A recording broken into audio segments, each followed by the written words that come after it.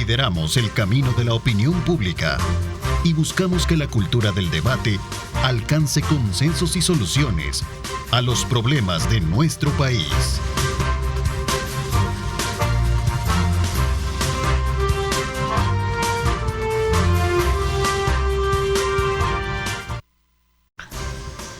Buenos días, El Salvador, ¿cómo están? Qué placer enorme saludarles. Gracias a Luisa Mayoa y a Luis Ernesto Mendoza también. Como siempre, todas las mañanas que nos tienen al tanto de lo que acontece en nuestro país y el mundo entero. Bienvenidos a esta mañana de día lunes. Como siempre, le exhortamos a ustedes a colocar a Dios en el centro de sus actividades para que todos sus proyectos, sus metas puedan cumplirse. Desde ya póngale el mayor énfasis de tiempo, sacrificio y toda la disponibilidad que usted tiene de su creatividad para que estos puedan llegar a feliz término. Así es que desde ya nos da muchísimo gusto compartir con ustedes a esta hora de la mañana. Queremos hacer un abordaje importante, sobre todo en el marco del acontecimiento de Miss Universo que desarrolla en nuestro país y que ha puesto a El Salvador como una vitrina al mundo, precisamente a través de sus concursantes, quienes han estado a través de las diferentes actividades exponiendo nuestras bellezas, nuestros lugares, toda nuestra cultura gastronómica, en fin, de muchas otras actividades que han estado precisamente desarrollando. Así es que desde ya, bienvenidos, agradecemos esa participación de cada una de ellas y sobre todo también de enviar a sus países todas las imágenes que utilizan a través de sus plataformas digitales. Pero lo cierto es que esta mañana hemos invitado al viceministro de Transporte, Nelson Reyes, para que nos comente un poco sobre el cierre de unas importantes arterias que se van a generar esta semana a fin de evitar contratiempos y sobre todo también para facilitar el evento máximo que será el día sábado 18, ¿verdad? Sábado 18. Viceministro, bienvenido. Qué gusto saludarlo. Gracias por acompañarnos. Siempre es un placer estar aquí y un saludo a toda la población que nos está sintonizando. Bueno, cuéntanos un poquito, sabiendo que El Salvador ha sido sede del evento o es sede del evento Miss Universo y en ese contexto pues están programadas todas estas actividades donde obviamente se espera el cierre de importantes calles los días 15, 16 y por supuesto el día 18, día del evento, ¿no? Sí. Cuéntanos un poquito. Que este es un evento, ya como bien mencionabas, que nos pone a los ojos de todo el mundo. Y como tal se necesita que pues, se tomen todos los preparativos para que se desarrolle con completa normalidad. Nosotros hemos desplegado más de 1000 elementos para los 3 días, entre ellos PNC, comandos de salvamento, protección civil, gestores, inspectores, todos abocados con el propósito de pues poder asegurar que las personas puedan llegar completamente tranquilas, que no vayan a tener ningún inconveniente y sobre todo agilizar el flujo de todas las personas que se van a dar cita a este evento que es de talla mundial. Van a ser 3 días los que vamos a tener eventos en el Gimnasio Nacional. Va a ser el miércoles 15, jueves 16 y sábado 18. Recordemos que es un evento en vivo y por lo tanto es importante que las personas tomen en cuenta cuestiones como el tráfico para poder llegar. Hemos recibido pues indicaciones de la producción de Miss Universo, recordemos que ellos son quienes están a cargo de la producción, que el evento cierra sus puertas media hora antes, 45 minutos antes de iniciar el evento. Es decir, en estos 3 días, si la hora de inicio es a las 7, a las 8, a las 8 y media, 45 minutos antes de eso se espera que ya todas las personas estén dentro del recinto, sentadas y listas ya para poder presenciar el evento. O sea, sería 15, 16 cierre y el 18 el día que estaría prácticamente el cierre, ¿no? De hecho, los 3 días tienen el mismo operativo. Lo que sucede es que el evento en vivo se desarrolla en 3 fases. Tenemos la gala preliminar, la fase de trajes, ¿verdad? De los disfraces, los trajes típicos que presentan. Y el día sábado 18 ya es la gala final, que es donde ya todo se anuncia a la ganadora del certamen.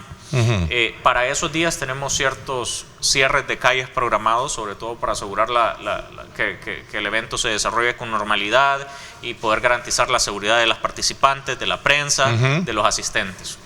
Todo el sector norte, no sé si tienen las imágenes por ahí para que también la población pueda ver las calles que van a estar cerradas, pero todo el sector norte del Gimnasio Nacional, si vemos en ese mapa y vemos las líneas rojas, ahí tenemos el Parque Cuscatlán, un poco a la izquierda es donde se encuentra el Gimnasio Nacional. Al norte del Gimnasio Nacional, arribita, vamos a tener la calle Escriba de Balaguer. Todo este sector va a estar completamente cerrado, no va a haber ingreso de vehículos ni ingreso de personas. Y obviamente también se tienen que cerrar todas las avenidas que tienen acceso a dicha calle.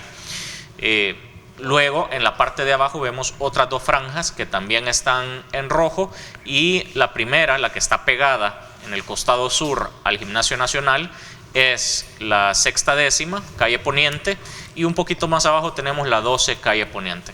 Ahora, ¿por qué están cerradas estas zonas? Bueno, hay un perímetro de seguridad, ahí se va a estar organizando la gente para poder ingresar de forma ordenada al recinto.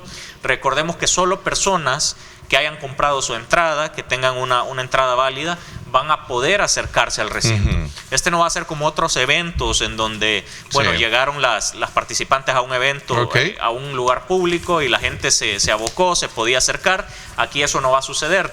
De hecho, las misas no van a aparecer en ningún lugar público, solo van a permanecer dentro del recinto. Esto es importante mencionarlo para que solamente las personas con una entrada se acerquen, para evitar también que se genere algún tipo de congestionamiento.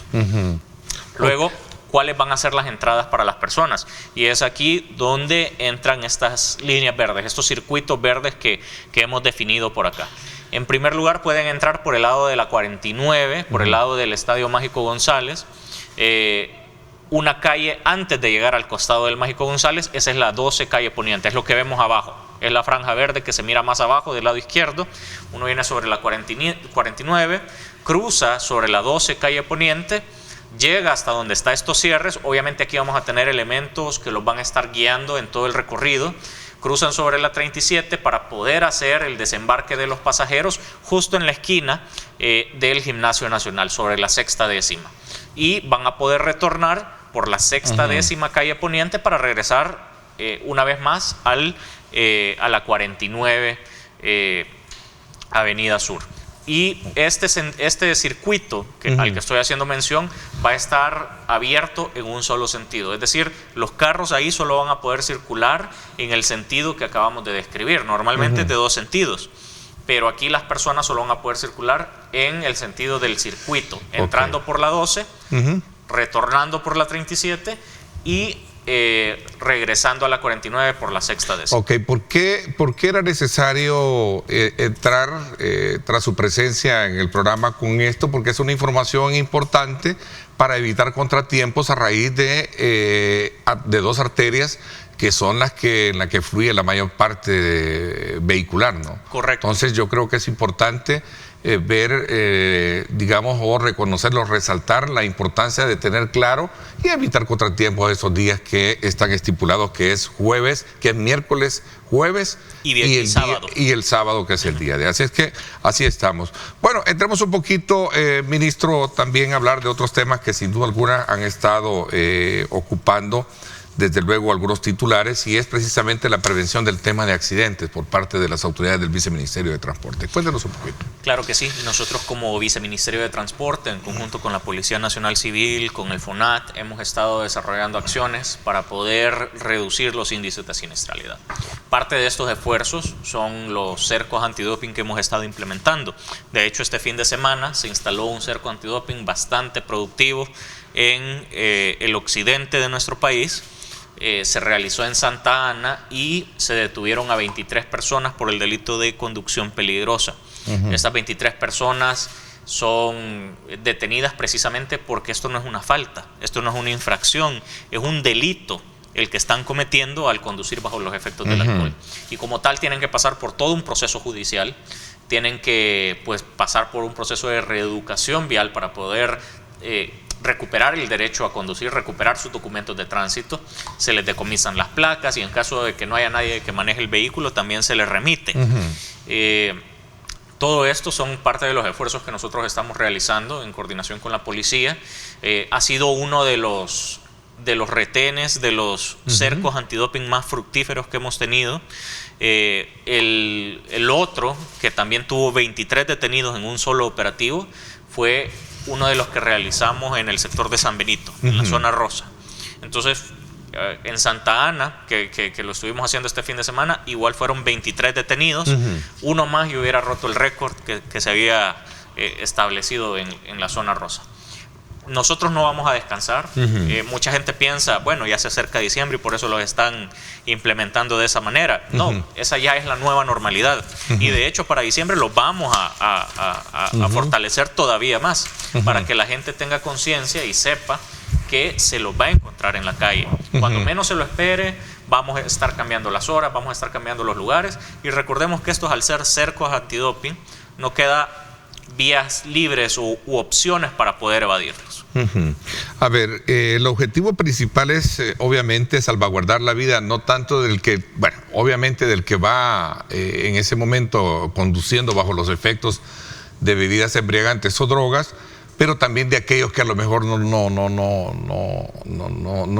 han usado drogas, ni mucho menos van alcoholizados y están transitando de manera tranquila en las calles, ¿no? Claro, ambas vidas son importantes, pero digamos, el conductor también tiene que hacer conciencia de que es su propia vida la que está poniendo en riesgo, pero lo más triste es cuando en estos accidentes donde están involucrados personas bajo los efectos del alcohol, también se ven involucradas personas terceras, completamente inocentes, que iban tranquilas, posiblemente van a trabajar y no necesariamente vienen de fiesta, de ser irresponsables y tomar un vehículo mientras están bajo los efectos del alcohol. Entonces también a esas personas las tenemos que proteger, porque al final todos compartimos el espacio vial. Todos en algún momento vamos a tener que coincidir y es importante que sigamos las reglas para que todos podamos llegar bien a nuestras casas. No solo es importante llegar rápido, es importante llegar con bien. Sí, al final creo que la modalidad de los cercos busca de alguna manera también mandar un mensaje estricto, por supuesto, para la población. De cero tolerancia y sobre todo porque vamos a estas zonas específicas donde sabemos que hay lugares donde la gente frecuenta para ingerir bebidas alcohólicas, porque queremos mandar el mensaje de que no hay zonas intocables, no existe zona intocable. Entonces no nos vamos a detener, vamos a seguir volviéndonos más eficientes en este tipo de controles. Estamos buscando por ahí diferentes mecanismos para que estos controles puedan ser en mayor número, en mayores lugares y en todo el territorio nacional. ¿Cómo puede de alguna manera entenderse la exhibición que se hace de personas a la hora que les están haciendo el examen y a lo mejor estos no, de alguna manera no salen positivos con las pruebas? Bueno, siempre se muestra el resultado de las personas. Hay medios que llegan ahí a los controles, de repente les avisan. Bueno, todo mundo avisa cuando están los controles. De hecho, es parte de los problemas que teníamos. Hay ciertas aplicaciones donde la gente avisaba o avisa todavía e inmediatamente se tapizaba con iconos de policía todo el mapa, ¿verdad? Parte de los esfuerzos de los cercos es precisamente evitar que haya una vía de escape para estas personas que se están avisando. Pero también sirve para que los medios lleguen de repente por ahí y pues muestran las imágenes, y por eso nosotros siempre intentamos mostrar también el resultado, para que también se vea aquellas personas pues que están cumpliendo con la normativa y que están manejando de forma completamente responsable. Sí, porque esa es digamos una de las formas en las que ahora se conoce que hay este tipo de examen o de prueba, y la pregunta que se hacen muchos es, bueno, ¿qué pasa cuando no sale positivo? Si entra en esa misma gama de ser mencionado de que se le hizo y pues a lo mejor no había ingerido. A ver, ¿hay alguna alternativa también para que de alguna u otra forma se busque que esta persona concurran a una modalidad de utilizar transporte privado o conductor designado? ¿Qué se está haciendo? ¿Habrá alguna campaña que también le corresponde al Viceministerio de Transporte entrar en esa dimensión? Hay diferentes opciones, y es que aquí también hemos empezado a ver un cambio en la cultura de nuestro país, en la cultura vial. Sí, sí. Y esta es una práctica que había estado naturalizada por muchísimo tiempo. Las personas quizás lo veían de la forma más natural porque todo el mundo lo hacía. Entonces, estos esfuerzos que estamos teniendo, estamos empezando a ver un cambio. Y no nos tenemos que detener, tenemos que seguirlo. Hemos visto cambios en los conductores. Las pruebas cada vez son más las que se tienen que hacer para seguir encontrando conductores bajo los efectos del alcohol. Por ejemplo, en San Benito, yo mencionaba, se hicieron 600 pruebas y se detuvieron a 23 personas. En Santa Ana se realizaron más de 900 pruebas para detener al mismo número de personas. Entonces vemos que cada vez se necesitan más pruebas para encontrar la misma cantidad de conductores y vamos a seguir incrementándolas. Vamos a seguir incrementando nuestra capacidad para realizar esas pruebas. Y por el otro lado se mira un cambio también en el comportamiento de las personas. De repente ya no se mira solamente aquel conductor designado, porque hoy de repente sí habían personas bajo los efectos del alcohol, pero una persona en completo estado de sobriedad, manejando responsablemente porque era el conductor ya designado. Hay un designado del grupo. Va a ser lo bonito que dentro de ese mismo concierto o ese conjunto de amistades, mira, vos no vas a tomar ahora y vos no vas a... Correcto. Y a veces ni siquiera necesita ser un amigo de ellos que iba también a la fiesta. ¿Sí? Nos hemos dado cuenta de que hay ciertas empresas de seguros que ya contaban con el servicio de usted me llama y llega uno de nuestros empleados a manejarle su carro, no a traerlo en otro carro. De repente digamos que llegó en su carro al lugar, no esperaba tomar, pero las cosas sucedieron y al final usted ha tomado. Puede llamar a la aseguradora y llegan a manejarle su carro para que llegue a su casa, su carro esté ahí y quede completamente tranquilo. Eso también es de aplaudirlo. Sí. Ok, interesante. Hay comercios también que han buscado que han facilitado también dar esos servicios. Parqueo gratis. Si lo deja en la noche no le van a cobrar nada. Si usted busca y le pedimos un Uber, por decirlo así. A ver, buenos días. Es una consulta para el director. ¿La ley de tránsito que fue aprobada y observada por el presidente ya está en vigencia? Todavía está en estudio por parte de la Asamblea. Recordemos que fue observada pues obviamente que se trata de un problema complejo el que se intenta resolver aquí, y eso requiere también que se estudie de manera adecuada de parte de los diputados. Ahora, el hecho de que todavía no haya entrado en vigencia no quiere decir que nosotros no tenemos que realizar controles o buscar estrategias para reducir los índices de siniestralidad. Con las herramientas que tenemos a la mano, tenemos que ver qué hacemos. Lo peor que podemos hacer es quedarnos de brazos cruzados.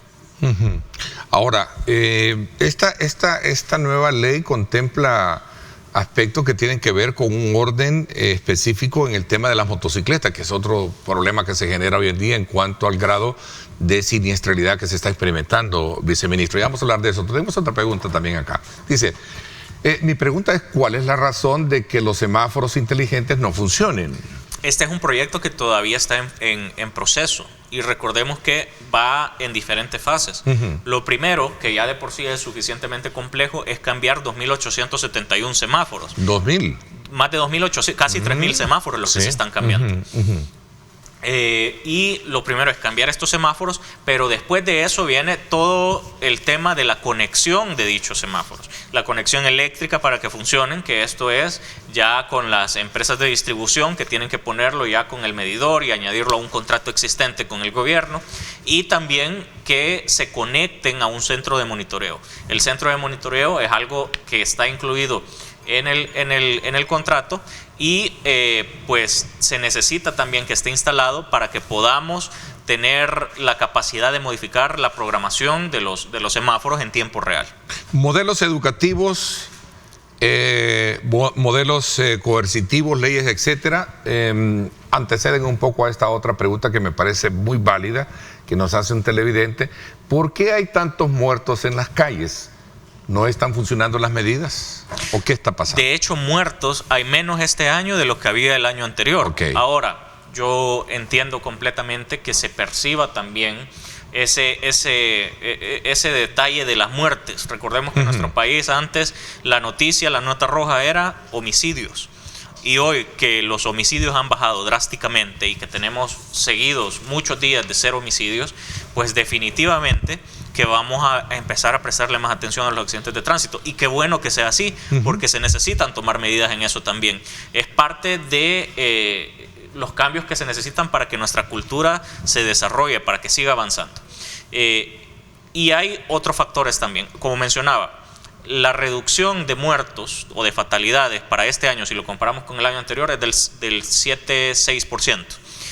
Y eso a pesar de que hay más vehículos en las calles, hay más conductores en las calles.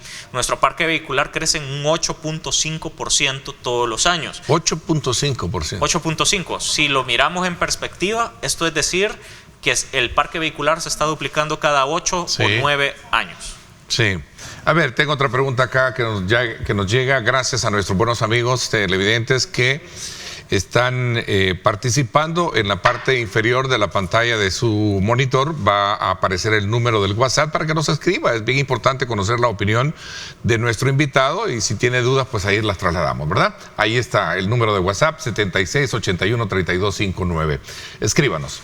Buenos días, Ernesto. Pregúntele a su invitado si puede la Fuerza Armada pedir documentos de tránsito. Si puede la Fuerza Armada pedir documentos de tránsito, cuando si hay está retenes. realizando algún tipo de control de seguridad para identificar a la persona, es posible que sí. Recordemos también que, bueno, ellos se encargan de seguridad en este momento, no tanto de temas de tránsito. Pero pueden pedir ellos si... Los documentos, claro que sí, si están realizando algún tipo de ¿Y operativo. bajo qué facultad es legal? Pues entiendo que la ley de tránsito especifica que es Por eso tránsito. mencionaba, pero ellos podrían llegar a necesitar identificar a las personas. Algún dispositivo de seguridad. Lejos de eso, ya poner algún tipo de esquela o algo así, ya ellos no están facultados. Pero por temas de seguridad, si ellos necesitan identificar a la persona, además que estamos dentro del régimen de excepción. Ellos, en temas de seguridad... El régimen de excepción les faculta a ellos entonces entrar a ocupar ese tipo de cargos, entonces... No diría ocupar ese tipo de cargos, porque no estarían realizando un control vehicular como tal, no estarían poniéndose a revisar si está cumpliendo la normativa de tránsito. Pero si están relacionados con un operativo de seguridad pública, de determinar si esta persona está cometiendo algún tipo de ilícito, si necesitan identificar o encontrar a algún delincuente, pues yo creo que ellos tendrían toda la facultad de pedir un documento e identificar a la persona. Un saludo al director del BMT. Dice, yo quiero saber cuál es la razón técnica de poner semáforos en redondeles. Existen ciertos redondeles donde puede tener sentido el instalar semáforos. Son aquellos redondeles donde la carga vehicular o el flujo vehicular es asimétrico. Hay entradas por las que se reciben más vehículos y hay entradas por donde no se recibe tanto.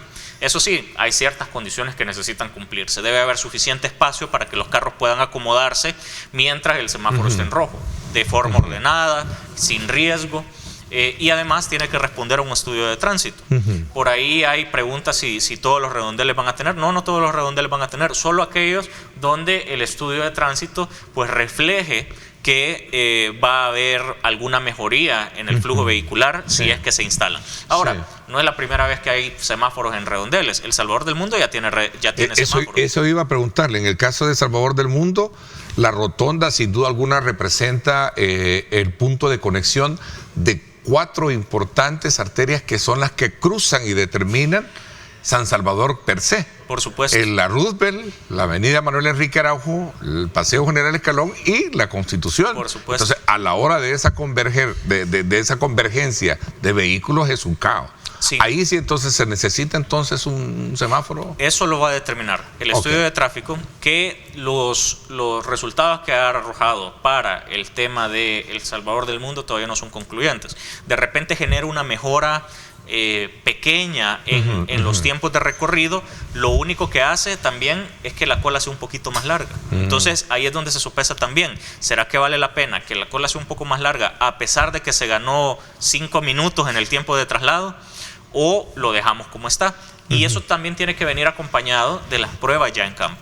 Pruebas que se tienen que hacer con un anuncio, con tiempo y también con elementos, con gestores en el sitio para poder atender cualquier tipo de problema que se pueda generar. Y como menciono, solo se va a dejar en aquellos donde el resultado o la mejora sea realmente palpable, ¿verdad? Aquellos donde el estudio de tráfico pues señale de que no, definitivamente aquí no está sirviendo, o donde las condiciones no existan, es un lugar donde no se van a dejar los semáforos. Eso en el caso de Redondeles. Pero recordemos, y como mencionaba antes, son 2.871 semáforos los que se están cambiando, ¿verdad? Estamos hablando que básicamente estamos cambiando todo el parque semafórico de nuestro país, que venía ya desde hace 5 décadas atrás, 6 décadas atrás, y que ya estaba casi que obsoleto.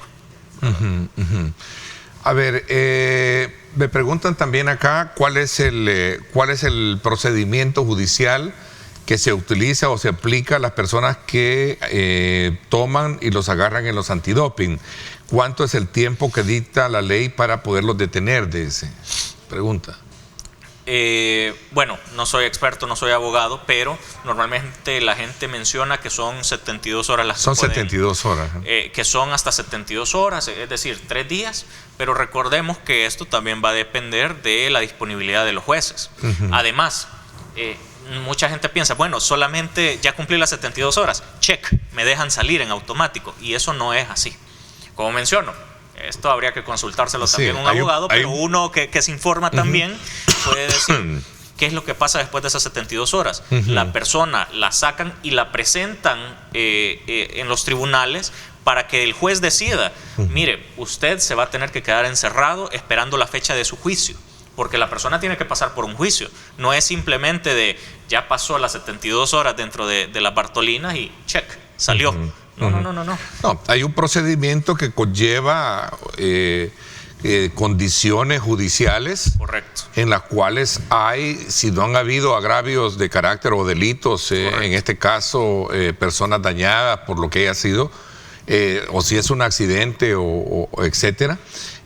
Hay compromisos también en la cual, entiendo, se son sometidas estas personas a un proceso de rehabilitación también, ¿verdad? Sí, les pueden pedir que vayan al Alcohólicos Anónimos, que vayan a firmar cada cierto tiempo, que no salgan del país, que no cambien de domicilio, o incluso a la cárcel. En realidad, Ministro, se está viendo un auge de consumo mayor en las personas, y digo esto desde el punto de vista que también para los que hemos estado inmersos en esa, y lo digo muy abiertamente, en los procesos de rehabilitación, que nos mantenemos bajo el aura de la fe, de instituciones como Alcohólicos Anónimos, que obviamente trabajan en ese proceso de rehabilitación. ¿Se ha visto alguna alza o se ha visto, digamos, una tendencia a bajar? Bueno, si hablamos de cantidad de personas que llegan a hacer los cursos de reeducación, obviamente ha incrementado, porque hemos incrementado nuestros controles también. Porque los que van son las personas que se detienen, ¿verdad? Desconozco yo las cifras, por ejemplo, de instituciones como Alcohólicos Anónimos, si han recibido a más personas, eso sí no lo sé, pero definitivamente las personas que tienen que realizar el curso, que es exigido por nosotros, por el BMT, para poder recuperar sus documentos luego de ser detenidos, esos por supuesto que incrementaron. Pero van disminuyendo los grados de alcohol que se van encontrando también, y eso es interesante. Ok, bien, y eso era necesario, y de nuevo exhortarle a todos, basados en la experiencia personal, a tener mucha cuidado si va a salir a disfrutar, y si usted tiene personas que no consumen alcohol, pues cederles que sean ellos los que conduzcan, pues, claro, ¿verdad? Y si no, pues ahí hay sistemas de taxi, de Uber, etcétera, que pueden hacer uso de ellos. Distracciones y el modelo de gestión a través de motociclistas, agentes de motociclistas, para poder controlar también quien va distraído, conduciendo, utilizando el teléfono. Otro de los puntos que también hay muchas interrogantes al respecto cuando regresemos. Los vamos a tratar. Vamos a la pausa, 7 de la mañana con 1 minuto. Gracias por estar con nosotros.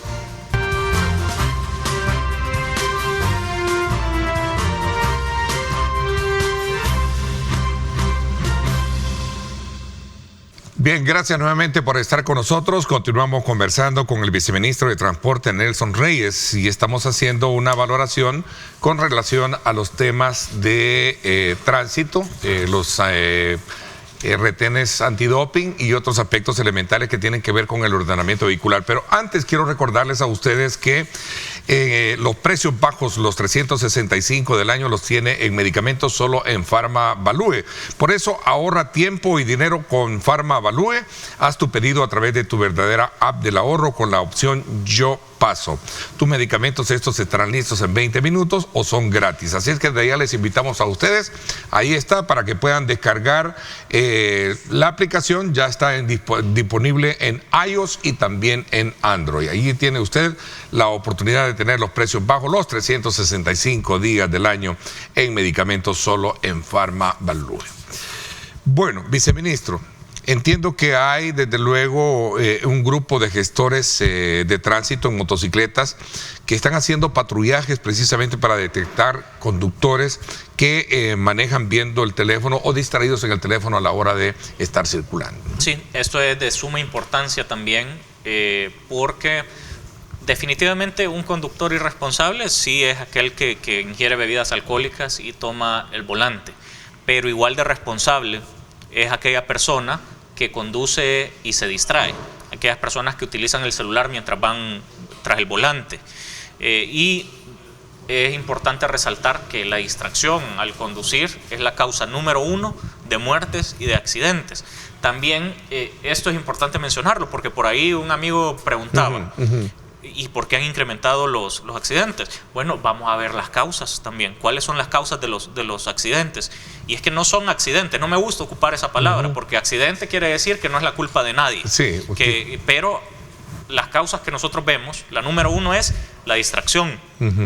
La número 2 es el exceso de velocidad, no respetar las señales de tránsito, la inexperiencia del conductor y por supuesto que ahí está metido en el ranking el conducir bajo los efectos de bebidas embriagantes. Pero si nosotros vemos, desperfectos mecánicos es algo que suena. De repente cuando un caso es muy sonado y se le pregunta al conductor, no, es que se me fueron los frenos.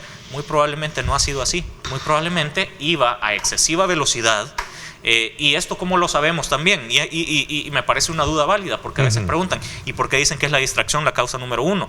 Bueno, en cada uno de los accidentes, sobre todo en los que hay lesionados o en los que hay fallecidos, se tiene que presentar la División de Tránsito de la Policía Nacional Civil a hacer un levantamiento de la escena, tal cual si estuviéramos hablando de una escena del crimen. Se hace levantamiento, se miran las marcas de las llantas en la calle, se hace un análisis, se revisan cámaras de seguridad, todo eso abona también a tener la información y es importante que vayamos sistematizando esta información y lo hemos hecho a través de nuestro Observatorio de Seguridad Vial y en el FONAT. Entonces vemos que la distracción es importantísimo combatirla y esto es otra de las cosas que están demasiado naturalizadas, que la gente lo hace con demasiada frecuencia. Piensan que es más importante los 4 segundos que tienen para leer el mensaje que respetar la vida de las demás personas. Y como menciono, tan irresponsable es la persona que se distrae como la persona que conduce bajo el efecto del alcohol. Porque esos 4 segundos pueden significar la diferencia entre la vida y la muerte de personas completamente inocentes o de ellos mismos también como conductores. Ok, la ley prohíbe que un conductor manipule con sus manos a la hora de conducir cualquier tipo de objeto. Eso está claro también. Eso está clarísimo. Eso está clarísimo. Sí. A ver, en la zona de San Benito, esta es la colonia San Benito, San Salvador, capital, ¿se autorizó estacionar en la vía pública? ¿Hubo algún estudio al respecto? Por supuesto que sí. Ahora bien, se han puesto también opciones para que las personas puedan movilizarse por medio de las ciclovías. Ahora, hay medidas que necesitan ir cambiando en nuestro país, pero esas medidas conllevan tiempo, no es algo que se pueda reforzar de la noche a la mañana. Y tal es el caso de ir disminuyendo que los vehículos se parqueen a la orilla de la calle o en zonas no autorizadas. Necesitamos ir generando ese tipo de conciencia, generando estas zonas viales que se tienen que respetar. Los espacios viales más importantes son los de los peatones, es decir, las aceras, y también los siguientes usuarios con mayor relevancia en la pirámide de movilidad son los ciclistas. Esos espacios se tienen que respetar. A partir de ahí, pues también se puede establecer si se necesitan estacionamientos para los vehículos. Recordemos que es una zona sumamente comercial la que tenemos ahí. ¿Qué se está haciendo para mejorar el tráfico vehicular? Está insoportable todos los días a toda hora. Este es un buen punto. Me decía que 8.1% incrementa el parque vehicular al año. 8.5%. 8.5%. Sí. Esa es una pregunta que nos hacemos todos. ¿Qué pasa hoy en día por nuestras calles?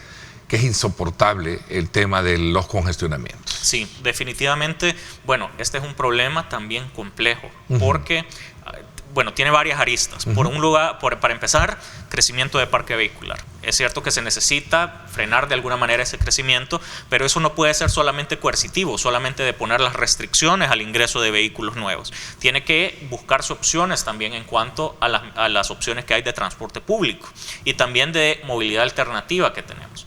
Estamos desarrollando planes para poder llevar a cabo sistemas de transporte masivo. Y espero yo que también podamos mostrar estos planes ya cuando tengamos un poco más avanzado, un poco más en concreto las iniciativas. Pero también estamos desplegándonos en todo el territorio, sobre todo en las horas picos, con nuestros gestores, con policía, con inspectores, para poder implementar diferentes dispositivos. Parte de las estrategias que se tomaron en el corto plazo han sido los carriles reversibles. Si bien es cierto, esto no es la panacea, no es la solución definitiva, le ayuda a la mayoría de la población. ¿Va a afectar algún sentido de los que van en el sentido de donde se quitó un carril? Sí, pero recordemos que a los que se está favoreciendo también es a la mayoría.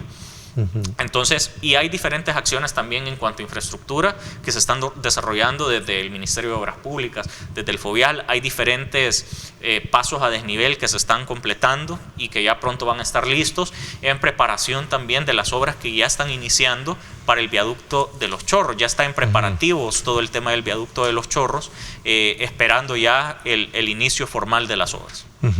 Viceministro, decíamos, y por eso comenzamos hablando de este plan del cierre de 2, 3 calles, avenidas, la 49, calle El Progreso, que es la 6ª, ¿verdad?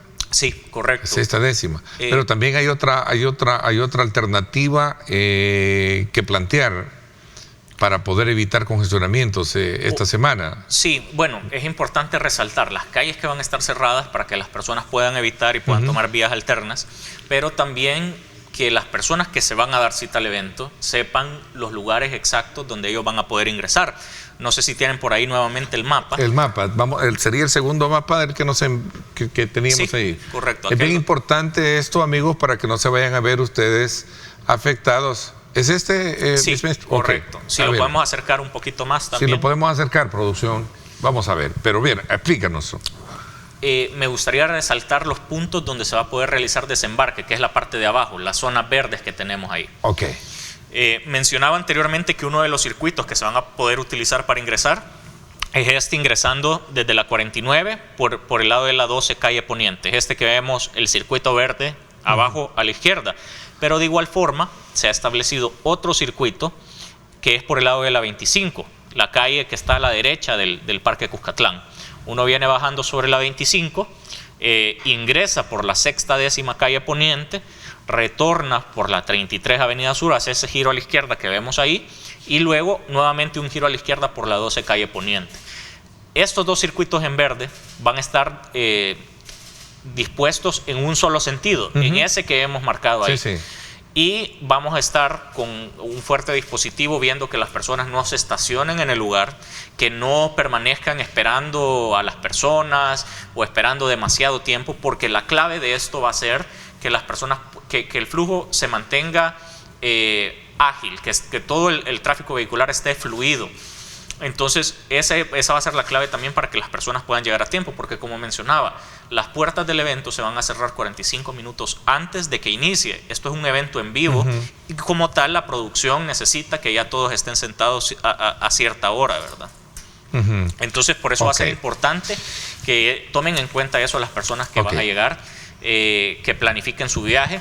También van a poder desembarcar por todo el contorno del Parque Cuscatlán, en caso también así lo desean, van a poder caminar por ahí. Vamos a tener dispositivos de seguridad garantizando que las personas puedan llegar con completa normalidad y pues también dando varias opciones para que las personas tengan pues diferentes formas de llegar hasta el Gimnasio Nacional. Ok, recuerden, día miércoles y jueves, el cierre de estas importantes arterias y el día del evento. Vamos a ver, regresando un poco al tema de los congestionamientos. Decía un televidente que nos escribe, ¿cuál es entonces la razón de los semáforos inteligentes? Dice.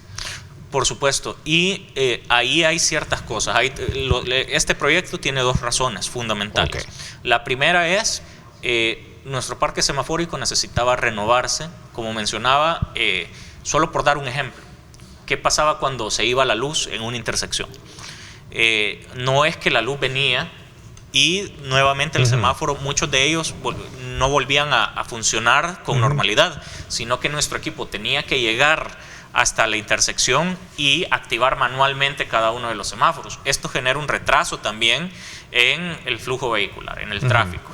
Y además, no permitía hacer una modificación rápida y sencilla en cuanto al flujo. ¿Qué pasa si, por ejemplo, notábamos que el flujo vehicular en uno de los sentidos estaba demasiado cargado y en comparación con otro, y se le daba demasiado tiempo en rojo al que está demasiado cargado? Había que ir hasta el lugar que el equipo hiciera la programación, e incluso eso era un proceso engorroso. Lo que nos va a permitir estos semáforos, ¿y por qué se llaman inteligentes? Porque van a estar conectados a este centro de monitoreo.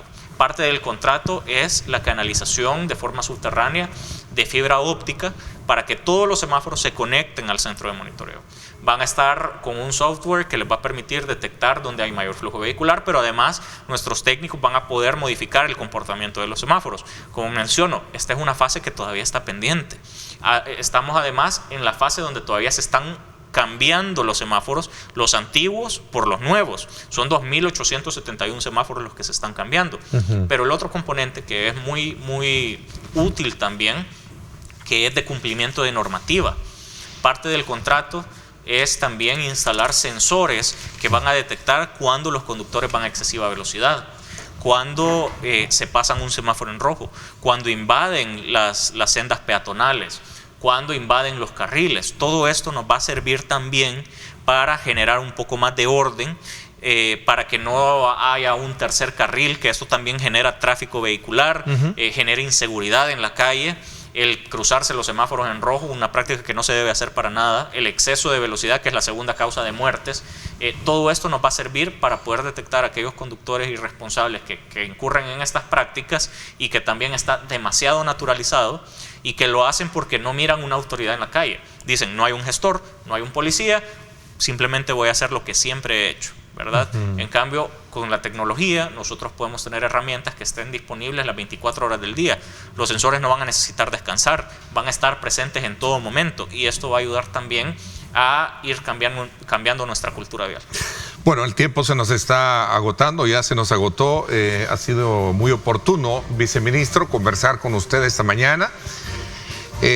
Trazando el interés del contenido de la discusión que hemos sostenido con relación a uno de los grandes problemas que creo que merece ser atendido y de forma prioritaria como agenda de país, que es el tema del tráfico vehicular. Claro que sí. Las alternativas que se tienen y sobre todo también aquellos modelos de prevención para evitar accidentes, que sin duda alguna representa también un dolor de cabeza para muchos y dolor inmenso al perder un familiar por razones de los accidentes provocados por el consumo del alcohol y drogas. Así es que yo le agradezco muchísimo el que nos haya permitido abrir la semana, elevando al conocimiento también del cierre de estas dos importantes arterias para nuestros televidentes y por supuesto hablando de esos temas. Gracias por habernos acompañado. No, muchas gracias y un saludo a la población también que nos estaba sintonizando.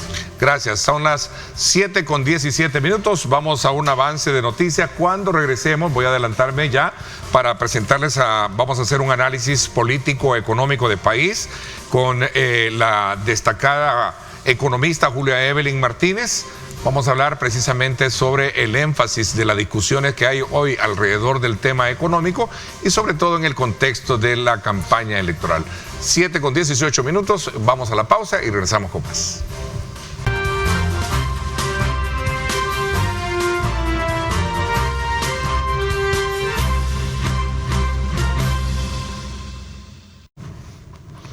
Bueno, gracias a Luis Ernesto Mendoza por ese importante avance en la que nos pone también a tiempo para conocer cómo está, qué es lo que ha sucedido en lo último en las noticias. Como lo dije anteriormente, Julia Evelyn Martínez, economista, está con nosotros esta mañana y quiero darle la más cordial bienvenida. Gracias por acompañarnos. No, muchísimas gracias a usted por invitarme y es un gusto poder saludar a toda su audiencia el primer día de la semana. Así es, en efecto, Julia Evelyn. ¿Y qué se me ha hecho después del área? Conozcamos un poquito de Julia Evelyn en lo académico. ¿Sí? Bueno, mire, pues estoy en una pausa académica, ¿sí? Espero, porque después de mi, digamos, sí, separación de la Universidad Centroamericana, pues he dejado la docencia, pero espero muy pronto, ojalá el próximo año poder retomarla, ya sea en otra universidad o bien digamos, en todos estos espacios de capacitación y formación, ¿no? que brindan las organizaciones no gubernamentales o organizaciones de desarrollo. Bueno, yo diría que en este momento estoy como en una pausa, llamémosle una pausa académica, ¿sí? Pero no estoy en pausa en términos de seguimiento. De la realidad económica, social y política del país. Y bueno, he estado también incursionando últimamente en las redes sociales. Ya me acostumbré a Twitter. ¿Sí? Yo no lo tenía así. Y ya tengo cuenta y al menos... Julia Evelyn... Sí. La tuitera, le vamos a decir. Creo que así como andan buscando siempre las denominaciones de origen. ¿Cuál es la cuenta que tiene? ¿Cómo la encontramos? Julia Evelyn M. Ok, Julia Evelyn M. Sí. Ok. Bueno, ahí la vamos a tener. Ay, muchas gracias. Sí, una pausa académica. Sí, una pausa académica, pero no una pausa del análisis crítico desde el punto de vista económico, social. Y sobre todo, político, ¿no? Siempre trato de verlo desde la perspectiva de las mujeres. Porque muchas veces, por ejemplo, la economía, hay muchas cifras, muchos datos, pero muchas veces las mujeres, al ser las responsables en esta sociedad, pues de alguna manera de asegurar la sostenibilidad, la reproducción de la vida, de la familia, de las compras, del pago de las deudas, del pago del alquiler y de todo lo demás. Como eso, quizás las mujeres tenemos como una perspectiva más realista, más aterrizada de la economía salvadoreña. En cambio, pueden ser que los miembros del sexo masculino, algunas veces al no estar tan cerca de la economía familiar, puedan tener otra perspectiva. Ok, Julia Evelyn, ¿cómo ve el país? Hay una especie, bueno, tenemos un evento electoral próximo, tenemos una campaña electoral, digamos, un poquito apagada, tibia, sí, apagada, enfriada. No veo discursos, no veo planteamientos concretos. ¿Cuál es la lectura que usted le hace en términos universales a todo lo que está pasando? Mire, yo estoy bastante preocupada por, digamos, el destino de la sociedad salvadoreña. En primer lugar, yo en el ámbito específico en el que yo me desenvuelvo, que es el análisis económico y social, yo veo perspectivas bastante pesimistas para lo que es el final de este año y el próximo año, pese a que sobre todo porque va a ser un año electoral. Veo mucho pesimismo. Creo que estamos ante una economía que no está funcionando, porque no está siendo capaz de asegurar el objetivo principal de cualquier sistema económico, que es garantizar la vida digna, la reproducción de la totalidad de su población. Estamos en una economía que sigue funcionando y reproduciendo la desigualdad económica y social, y junto a eso, además de que hay una gran desigualdad, siento que hay en el tema de las políticas públicas, de las políticas económicas para el desarrollo, se están diseñando en función de continuar como la misma inercia que la economía ha tenido en los últimos 30 años. No veo ninguna diferencia con respecto a las gestiones económicas de gobiernos anteriores, siempre enfocándose, bueno, que en la maquila, o en la inversión extranjera directa, que no viene, por cierto, no viene. El Salvador sigue teniendo la inversión extranjera más baja de toda Centroamérica. Adicionalmente, sigue también orientándose hacia las exenciones fiscales, creyendo que los inversionistas privados, nacionales o extranjeros, se mueven fundamentalmente por no pagar impuestos, y eso no es así. ¿Qué expectativa le trajo a usted la visita reciente, la semana pasada, de la subsecretaria de Comercio, Lago? La subsecretaria de Comercio, sí.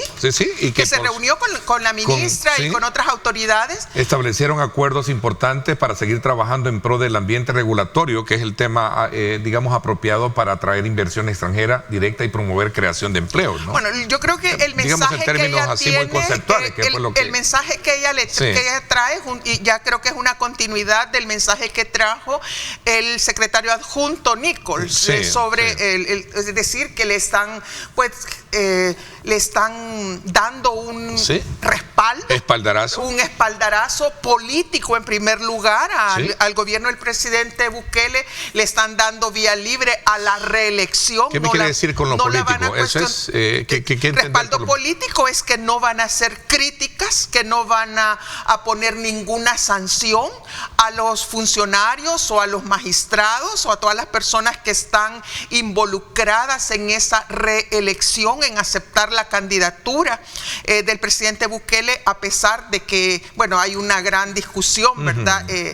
Yo soy de la opinión de que es una, a partir de verificar la evidencia, que es una candidatura inconstitucional, que él no debería de estar compitiendo, sino que debería de competir su partido político. Seguramente ganaría el partido político Nuevas Ideas, pero no necesariamente en la continuidad, porque sería emular los comportamientos antidemocráticos que en el pasado el gobierno de los Estados Unidos ha censurado en el caso de Honduras, cuando el señor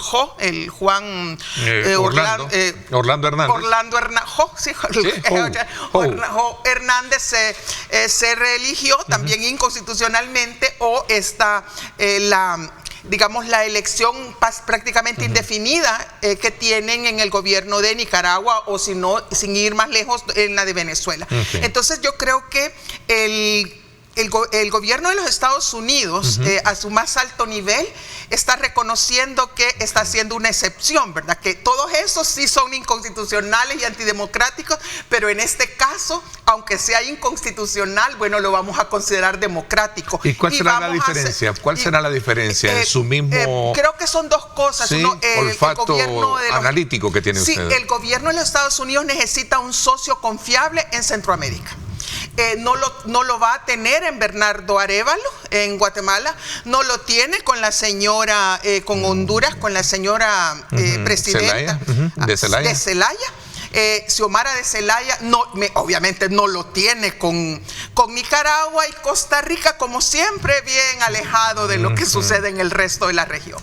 Entonces necesita un socio confiable, y ese socio confiable no solamente lo necesita para viabilizar las inversiones de las empresas estadounidenses en la región centroamericana, y tener siempre, digamos, un socio en el sistema de integración centroamericana, en el SICA, sino que además necesita un socio confiable en el tema de detener la migración irregular hacia los Estados Unidos. Y eso es fundamental, porque para Estados Unidos, más que la democracia y los derechos humanos y todo lo demás, lo que en este momento quiere resolver es la crisis migratoria, sobre todo la crisis humanitaria que se está dando en la frontera. Y que es un problema de seguridad nacional. Es un problema de seguridad nacional, ese es un tema de geopolítica. Y yo creo que hay dos, entonces yo vería como dos grandes razones por las cuales el gobierno de los Estados Unidos está haciéndose, como decimos en salvadoreño, del ojo pacho en el caso de la reelección del presidente Bukele, ¿verdad?, de esta candidatura, y es una parte es porque necesita tener una referencia gubernamental en Centroamérica para seguir canalizando y velando por los intereses de las empresas estadounidenses en Centroamérica, en la región centroamericana, y en segundo lugar porque necesita que le den una empujadita, que le echen el hombro con la migración. Solamente observe usted cómo esa tarifa de más de $1,000 que se le ha establecido para personas provenientes de la India y del continente africano, sin excepción, creo que solo Sudáfrica que queda exento, de ahí todos, que es de más de $1,000. Entonces es para personas que estén en tránsito, es decir, incluso si llegan a El Salvador y están en el aeropuerto para hacer una conexión hacia otro país, hacia cualquier otro país, tienen que pagar esos $1,000. Entonces, esos más de $1,000. Entonces, ¿qué significan esos $1,000? Algunas lo podemos ver como racismo, ¿verdad? Porque a los europeos, a la gente de piel blanca no se le ponen eso, pero es más que, sí, además de ser racista, pues lo que busca es frenar la migración que últimamente estaba canalizándose vía El Salvador de estos países de la India y de los países del continente africano. Entonces yo creo que fíjese que el gobierno de El Salvador anuncia esa medida, bueno, no la anunció, sino que nos dimos cuenta de esa medida al inicio de una semana, y esa misma semana se recibe al secretario adjunto, Brian Nichols. a don Nichols. Entonces se le recibe, entonces como decir, bueno, aquí nosotros estamos haciendo lo que podemos. Eso va a hacer, y eso hace, como dicen, pues sí, agrado quiere agrado, ¿verdad? Ok, espaldarazo, usted habla de un espaldarazo político. Pero también significa que el gobierno de El Salvador también está cediendo ante los Estados Unidos. ¿Cómo cala este espaldarazo político que usted define en el estado anímico de las candidaturas? Muy mal. Muy mal, porque que cuestionan que sí, que están compitiendo. Hablemos de competencia. De competencia, porque ya están en competencia. Ya el presidente, sea o no conconstitucional, ya es un candidato, ya está en aunque campaña tengamos política. Un silencio de campaña, de debate y todo eso. No sé pero eso en el estado anímico, que es bien importante medir ese estado anímico. Yo siento que esto les ha caído a los candidatos de la oposición política real, no estoy hablando de los que no son oposición real, sí les cayó como un balde de agua fría, porque yo tuve oportunidad de hablar con algunas personas antes de este espaldarazo que le daba Estados Unidos al gobierno de El Salvador, y me decían, es que nosotros ya hablamos, me decía, ya con los congresistas, ya hablamos con fulano de tal, ya hablamos y todo, y nos han dicho, ¿verdad?, que no van a permitir esto, que tal y tal. Y entonces estaban un poco ilusionados, ilusionados es la palabra, con que Estados Unidos iba a intervenir, siendo coherente pues con las actuaciones que ha tenido el gobierno de Estados Unidos, el Departamento de Estado. ¿Ilusionados o confiados? Confiados e ilusionados, pero mucha ilusión, diría. Ilusión, pero mucha confianza también en que eso no iba a pasar. Inclusive hay personas que me decían, ya va a ver que no se va a inscribir, por eso no se va a inscribir, porque Estados Unidos. Y entonces cuando ven que no solo se inscribe, sino que con el apoyo, con el aval, diríamos con la bendición del gobierno de Estados Unidos, pues esto ha caído bastante, yo diría, muy mal. Sin votos en contra. Sí, y sin votos en contra. Porque fue lo más. Eso terminó de rebalsar el vaso, porque al menos esperábamos que, pues, porque abstenerse, como hizo el magistrado Olivo, no es oponerse, pues la abstención, como yo lo puse ahí en un mensaje, hay muchas veces la abstención en ciertos momentos es complicidad. Regresemos al balde de agua fría. El balde de agua, entonces regresa este balde de agua fría, y entonces todavía están como analizando la alternativa B, porque la alternativa A era Estados Unidos se va a oponer, Estados Unidos, ¿verdad? Es la alternativa principal. también quiero decirle algo, que estaba bastante alimentada por algunas organizaciones no gubernamentales que reciben apoyo financiero de los Estados Unidos, de la USAID concretamente. Entonces creían que cuando USAID financia proyectos de fortalecimiento democrático, participación ciudadana, derechos humanos y todo lo demás, creen que es en serio, ¿verdad? Y entonces se quedaron así dije, ¿aquí qué pasó? Entonces ahora yo creo que en este momento se encuentran en una fase de análisis interno, digamos, para hacer esa introspección y ver el nuevo panorama. Ahora, si no les funcionó el plan A, si no le funcionó A, es decir, hay un Estados plan B. Unidos yo creo que no lo tenían ese plan B y están en este momento diseñando ese plan B. Ay, ojalá que lo diseñen, porque yo creo, no sé si... ¿Por qué dice ojalá? Ojalá, porque yo creo que El Salvador necesita cambiar el rumbo actual de lo político, porque yo estoy convencida que El Salvador camina de manera acelerada hacia un régimen no democrático, a un régimen ¿cómo se llama? Autocrático. Pero si Estados Unidos no lo está, pero si ni Estados Unidos, que es un temeroso abanderado e institucionalmente hablando, no lo ve así, ¿cómo lo puede ver Julia Evelyn Martínez? Pero acuérdese que Estados Unidos eso tiene una, digamos, una moral o una visión de derechos humanos y de democracia bastante, digamos, relajada, bastante relativa, porque no sé si ustedes se acuerdan, pero Estados Unidos apoyó el golpe de Estado en Chile en 1973 contra el gobierno de Salvador Allende, apoyó los golpes militares también que se dieron en la Argentina, es decir, ha apoyado muchísimos y golpes otros que no los ha apoyado, en el caso de Honduras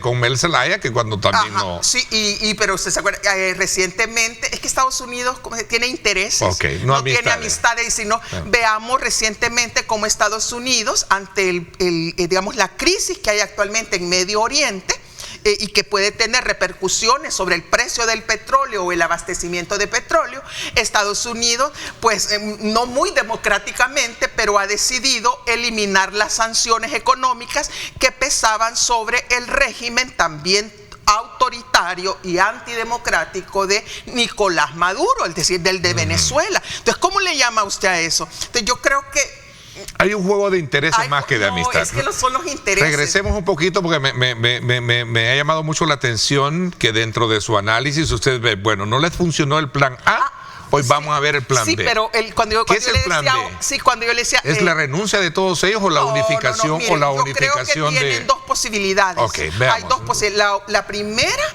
es unificar las candidaturas, es decir, que finalmente el partido Arena y el partido FMLN reconozcan que tienen responsabilidad en la crisis actual de nuestro país, sobre todo en la crisis política, porque gracias a los gobiernos de ambos partidos políticos es que llegamos al voto de castigo en el año 2019, en donde la población, por castigar a esos partidos políticos, al FMLN y Arena, decidió votar por el ahora presidente Nayib Bukele, el partido Gana y el de Nuevas Ideas. Entonces, eso es lo primero que tienen que reconocer. Segundo, reconocer que no tienen la fuerza política, la fuerza electoral que tuvieron en el pasado. Ni siquiera tienen financiamiento, y no tiene usted al señor Chino Flores haciendo sopa pues para vender y financiarse, y a don Joel, que no encuentra empresario, yo creo que él solito se está financiando porque no hay quien entonces tienen que reconocer que no tienen la fuerza económica, ni política, ni social necesaria para llevar adelante esas candidaturas, y esas candidaturas lo que le están haciendo es el juego al oficialismo. Y yo creo que entonces deberían de pensar y lo voy a decir claramente porque a mí no me gusta andar así con ambigüedades, pero yo creo que la candidatura que tiene las mayores posibilidades de crecer y de generar simpatías o generar votos de castigo, digamos, hacia el régimen del presidente Bukele, es la candidatura de Luis Parada y de Celia Medrano. Yo creo que no lo estamos... ¿Es lo mejor? ¿Me quiere dar a entender que es lo mejor? Es lo mejor. Mire, yo... O lo más consistente, perdón, sin menospreciar el resto, ¿no? ¿Sabe cómo le llamo yo? ¿Sí? Lo más decente.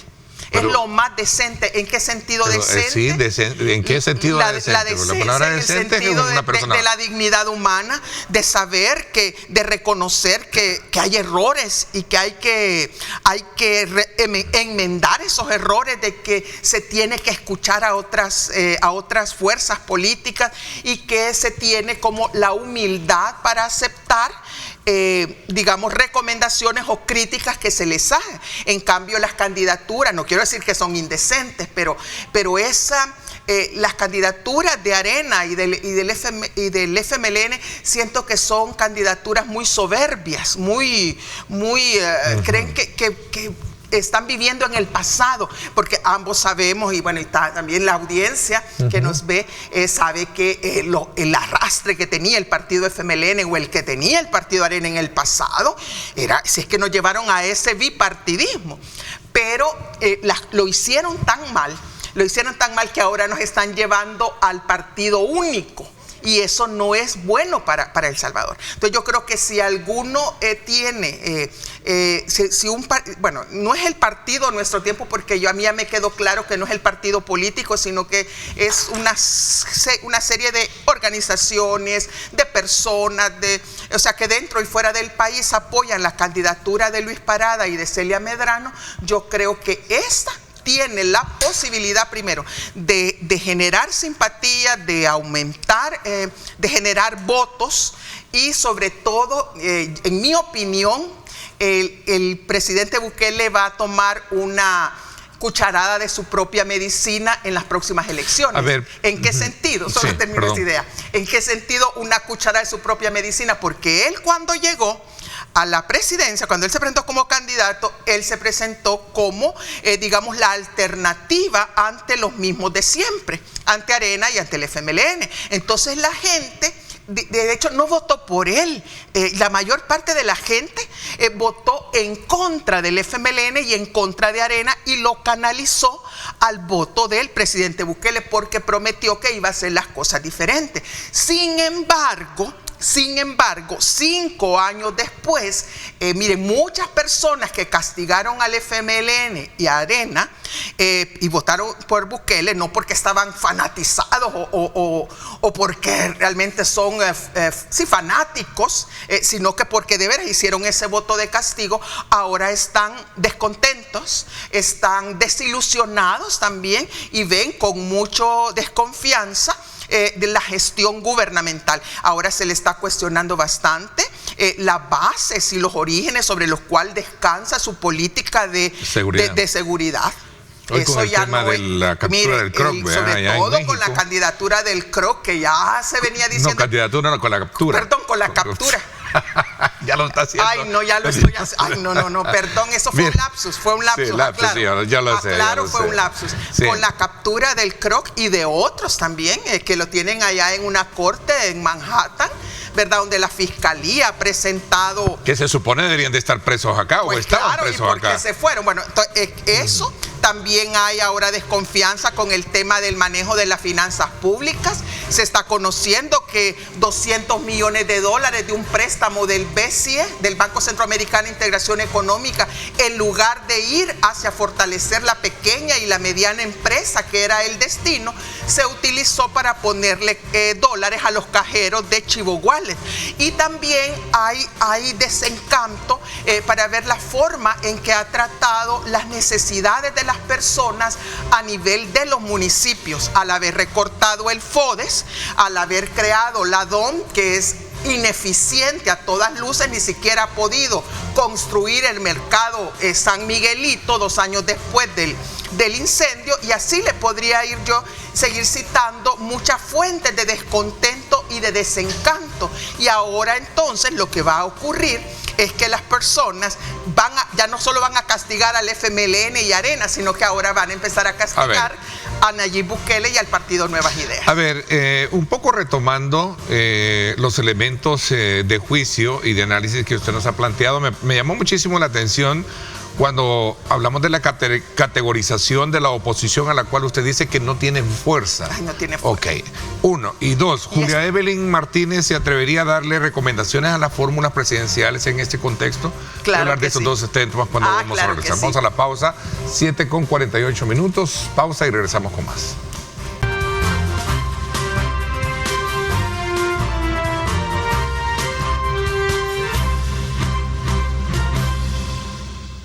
Bueno, gracias nuevamente por estar con nosotros a esta hora de la mañana. Continuamos conversando con la economista Julia Evelyn Martínez esta mañana acá en una lectura de carácter política, económica y social y electoral ahora en el contexto en el que vive el país, y en la cual hemos logrado hacer una descripción del momento coyuntural que tiene El Salvador y por supuesto también la caracterización misma de la oposición y los partidos políticos frente a este escenario.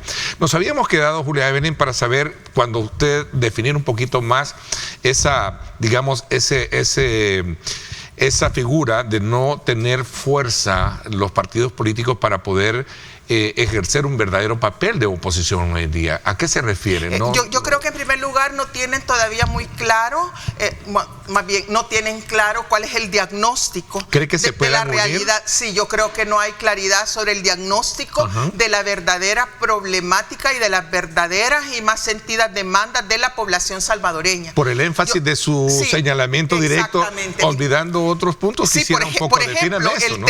el tema de seguridad pública, yo creo que ese es un tema que la oposición debería de reconocer que es un problema que está en proceso de solución, no está totalmente solucionado, pero a estas alturas decir que no funciona, a mí me parece que es demasiado, es erróneo, pues eso es equivocado, porque la gente siente esa mejoría en sus condiciones de vida, ¿verdad? Entonces, si no está, pero entonces reconocer que está solucionado, que ya va en proceso y que van a darle continuidad a las medidas, ¿verdad?, que se enmarquen dentro de la Constitución y dentro del respeto a los derechos humanos, de las medidas que ya se pusieron en práctica por parte de este gobierno. Entonces yo creo que eso es lo primero, porque de esa manera atacarían directamente toda la campaña de miedo que se está generando desde el espacio gubernamental y desde el partido Nuevas Ideas, de que una vez que si gana alguien que no es el presidente Bukele,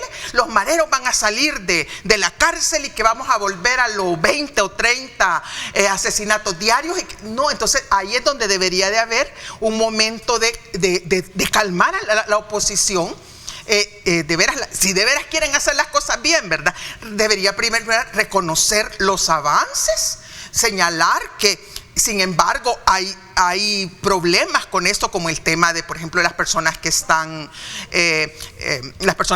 encarceladas siendo inocentes, o las personas que han muerto torturadas, es decir, o la acción también arbitraria que algunas veces cometen los miembros del Ejército, de la Policía Nacional Civil. Entonces decir, mira, nosotros vamos a seguir esa estrategia de pacificación de la sociedad, pero lo que nos va a diferenciar es que vamos a respetar los derechos humanos y nos vamos a apegar al orden constitucional y de las leyes. Eso ya la gente, en otras palabras, deberían de decir, mire, no vamos a sacar a los mareros, pues, ni vamos a hacer pactos con los mareros. Un planteamiento o una propuesta económica, yo hasta este momento... Bueno, eso es lo primero. Y segunda cosa que deberían de hacer, no se pongan tú a medir popularidad con el presidente Bukele. Sí. Eso es batalla perdida, no tienen el carisma que tiene el presidente. Perdón, pero hay que hablar lo que es. Yo soy crítica, pero reconozco, el hombre tiene carisma, el hombre tiene esto y lo otro, tiene todo un montaje, todo, como le dicen, un performance, ¿verdad?, que a la gente le gusta. Entonces, no se pongan a ese punto, sino que atáquenlo o enfóquense en la parte más débil que tiene la gestión del presidente Bukele. ¿Y cuál es la parte débil de esta gestión gubernamental? La parte económica y la parte social. Mire, empiecen a manejar datos y a que la gente conozca que la pobreza en El Salvador se ha incrementado en los últimos años.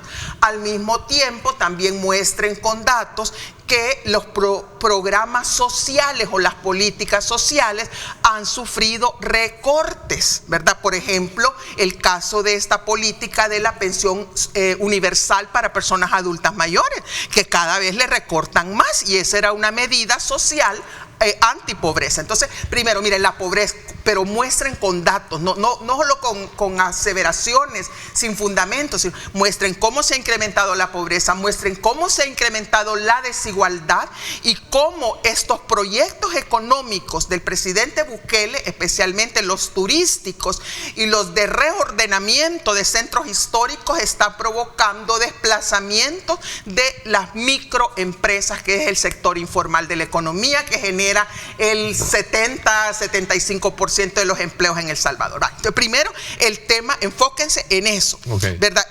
Primero, enfocarse en el tema de pobreza y desigualdad, como la gestión de este gobierno la está incrementando, y tienen los datos para hacerlo.